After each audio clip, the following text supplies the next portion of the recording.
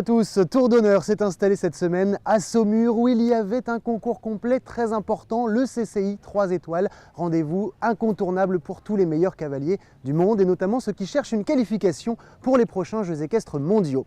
Mais avant de parler concours complet, on va parler saut d'obstacle puisque l'on part à Rome tout de suite où il y avait une nouvelle étape de la Coupe des Nations, mais les Français n'ont pas réussi à réitérer l'exploit de la Baule. Sur la piste italienne, les vestes bleues n'étaient pas au mieux de leur forme, même si la qualification pour Barcelone est assurée et qu'une contre-performance n'est pas dramatique. La France ne termine que 6e sur la place de Sienne. Pourtant, un couple a réussi à faire l'un des 3 doubles sans faute du jour. Pénélope Le Prévost, décidément très en forme, pouvait compter sur la surprenante et encore jeune Flora de Mariposa, qui se joue des difficultés. Flora, c'est un peu la jument magique. Tous les obstacles, elle les saute facilement. Jusqu'à maintenant, on ne lui avait pas trop demandé, les débuts d'année de 9 ans. Et c'est vrai que c'était 2 parcours fantastiques, surtout le deuxième. Mais chez ses coéquipiers, les scores étaient plus lourds. 12 et 4 pour Kevin Stott et le jeune Forjoy von Zorgvliet. 4 et 9 pour Simon Delestre et Classique Bois-Margaux. Et 8 et 12 pour Patrice Delaveau avec Orient Express HDC qui faisait son retour à ce niveau et qui manque encore de quelques parcours pour revenir au top. Cette 6e place leur permet quand même de garder la tête du classement provisoire après 3 étapes, mais heureusement que les Belges n'avaient pas choisi Rome, car après la 3e place à l'Humaine et la 2e place à la Baule, ce sont eux qui s'imposent avec un total de 8 points, grâce notamment à 2 doubles sans faute, ceux de Neil Brunsils et de Constant Van Paschen, qui faisait ici sa première Coupe des Nations à 20 ans avec Citizen Guard Toscan de Saint-Hermel. Mon cheval était relax aujourd'hui, donc j'étais déjà content de ça en première part. Et il a fait un job super, donc c'est super d'être terminé premier ici, vu que c'est ma première coupe et l'équipe a fait un bon travail. Dimanche, dans le Grand Prix, les champions olympiques discutaient du parcours et un homme a réitéré l'exploit. Après le Grand Prix de La Baule, Éric Lamaze s'adjuge en effet le Grand Prix dans la capitale italienne, mais avec Zigali cette fois. Côté français, la jante féminine a brillé puisque Marie Écart est 5e et Pénélope Le Prévost 10e. Et c'est maintenant le moment de nous intéresser à ce qui s'est passé ici, à l'hippodrome de Véry, avec ce CCI 3 étoiles et les 2 premiers tests, le dressage et le cross. Dès le début du concours, les Français ont tiré leur épingle du jeu, puisqu'après les 2 premiers jours de dressage, plusieurs d'entre eux sont aux avant-postes et Luc Château est même en tête avec Propriano de Leba, avec un score de 38,80. Son record est battu. C'est donc la tête au provisoire devant l'Australien Andrew Hoy et un autre jeune Français, Maxime Livio. Sur le cross, de nombreux cavaliers se sont fait surprendre et le tour n'était pas si facile qu'on pouvait l'attendre. Ils seront nombreux à ne pas terminer et c'est le cas de Andrew Hoy qui, après un refus de Chiqui Colombo, préfère abandonner. Mais un autre Australien est bien présent. En embuscade après le dressage, Christopher Burton réalise le premier maxi du jour et remonte en 3e position sur Graf Liberty. Attention à lui car il a déjà gagné ce concours il y a 2 ans. Côté français, il y a eu quelques déceptions, celle de Nicolas Touzin notamment, qui écope d'un refus avec le jeune et prometteur Croquette 30. Malheureusement, le cheval ne se qualifie pas pour les Jeux mondiaux, mais c'est certainement un mal pour un bien pour l'avenir du couple. Mais ils seront plusieurs à rentrer avec le sourire, comme Karim Lagouag, qui rentre sans pénalité avec le jeune Antébé de Hus, qui a montré beaucoup de sérieux et de volonté. Heureux aussi le capitaine Thibaut Valette qui sera 5e samedi soir avec King du Brio ENEHN, un couple qui débute à ce niveau d'épreuve.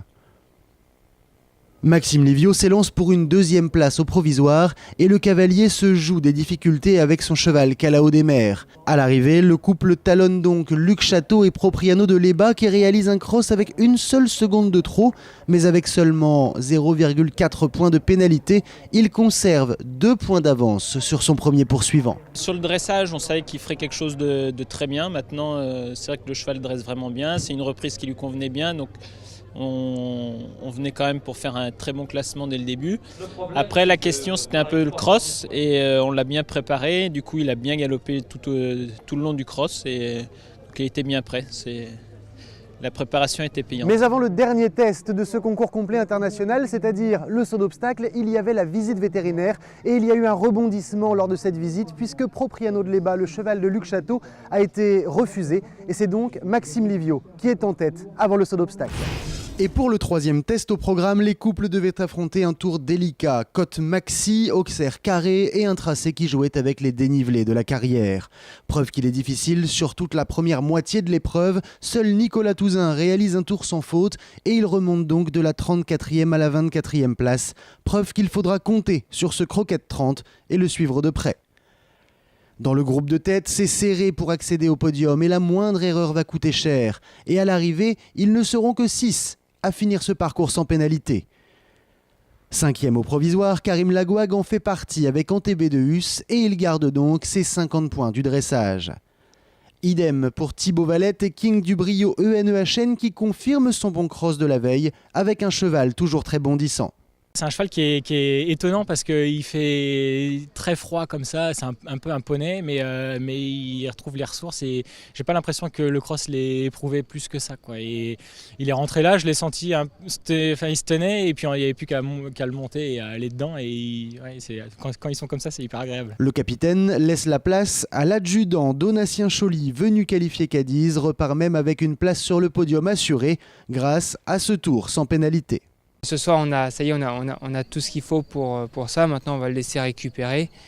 Et il va rester sûrement une épreuve pour lui à courir avant, plus la préparation. Mais c'est sûr que c'est un cheval pour lequel, s'il n'y a pas de souci de santé jusqu'à là, on va penser à lui, c'est sûr.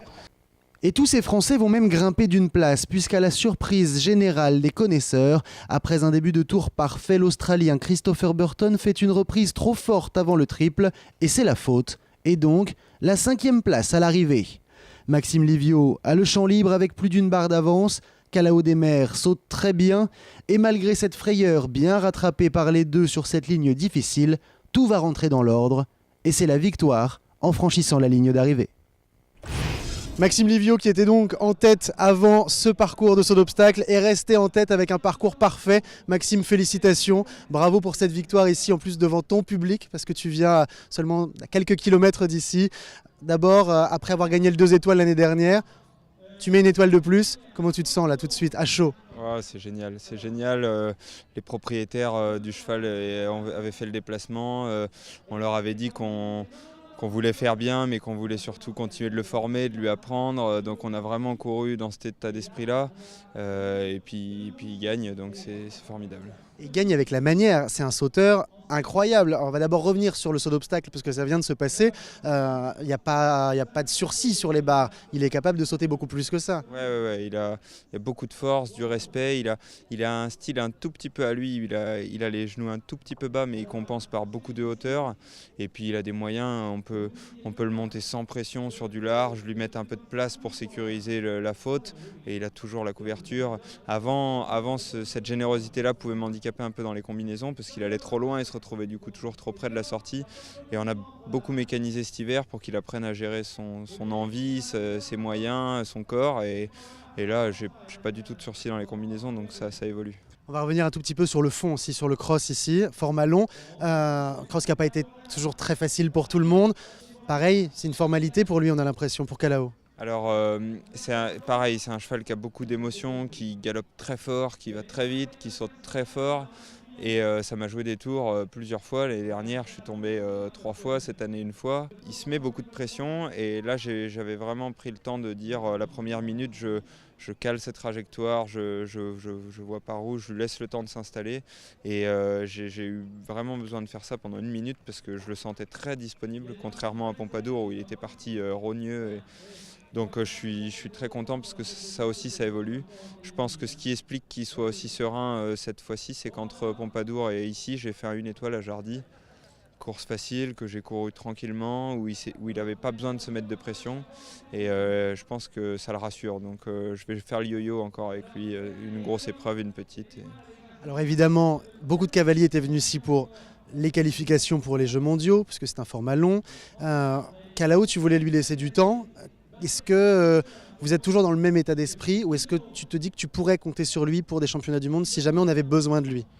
Alors après, ça c'est avec Thierry qu'on en discutera, mais c'est vrai que je pense que c'est un peu tôt, parce que pour toute cette pression-là qui se met, en rajouter parce qu'il y a une équipe, en rajouter parce que c'est une échéance, si ce jour-là, j'arrive pas à la gérer, cette pression-là, ben, on se retrouve avec un cheval pas très fiable et c'est pas la réputation que je veux lui donner. Je pense que si on attend un peu, ça peut être un cheval à coup sûr très fiable et je me dis que c'est dommage de prendre le risque qu'il ne le devienne pas.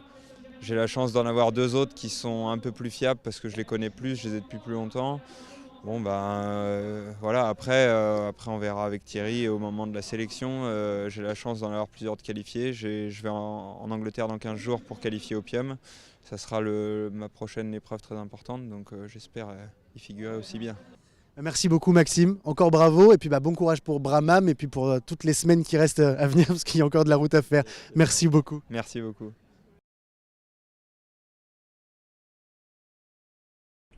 Et on va maintenant quitter Saumur, direction Rambouillet pour parler d'endurance puisqu'il y avait là-bas le CEIO, une course très importante pour les Français puisqu'elle comptait comme une étape qualificative pour les prochains Jeux équestres mondiaux. Béatrice Fletcher était sur place.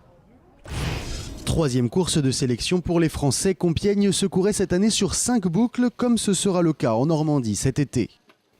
Un format un peu plus difficile pour les chevaux qui récupèrent moins, mais les Français se sont bien comportés puisque l'équipe de France remporte la compétition par équipe, notamment grâce à un pilier, Jean-Philippe Française, qui montait un jeune cheval de 8 ans, Salim la Majorie, car le problème, c'est que de nombreux chevaux ont déjà été vendus. Actuellement, c'est vrai qu'en France, on a pas mal de chevaux qui sont plutôt en devenir, il y a pas mal de chevaux confirmés qui ont été vendus, donc à nous de reconstruire une équipe.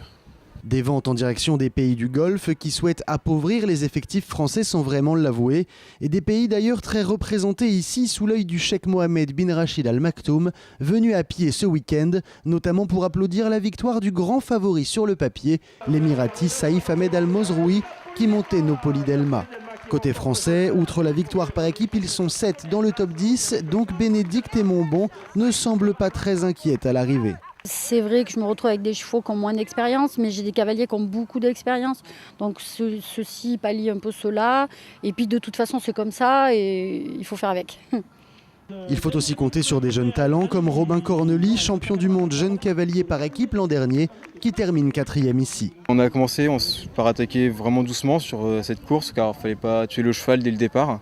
Mais au fur et à mesure des étapes, on a pu sentir le cheval bien et du coup, c'est sans confiance et accélérer. On compte aujourd'hui 13 couples présélectionnés et il ne reste maintenant qu'une seule course de sélection avant les stages. Ce sera dès le week-end prochain à Castelsagra sur les championnats de France. Et si les transats étaient de sortie, le soleil a eu du mal à faire son apparition ici à Saumur. Alors on va l'attendre jusqu'à la semaine prochaine puisque c'est déjà la fin de cette émission. À lundi prochain. Très bonne semaine à tous. Ciao.